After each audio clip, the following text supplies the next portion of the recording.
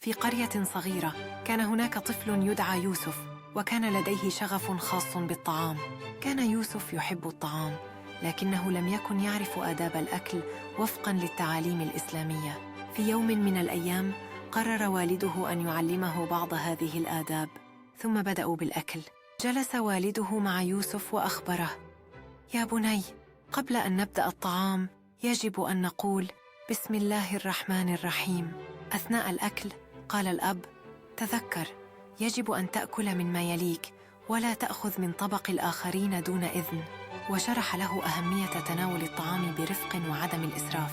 بعد الانتهاء من الطعام قال الأب: لا ننسى أن نشكر الله ونقول الحمد لله الذي أطعمنا وسقانا وجعلنا من المسلمين. يوسف تعلم تلك الآداب، ومنذ ذلك الحين أصبح يأكل بطريقة تليق بمسلم، وكان يشعر بالسعادة والامتنان في كل وجبة.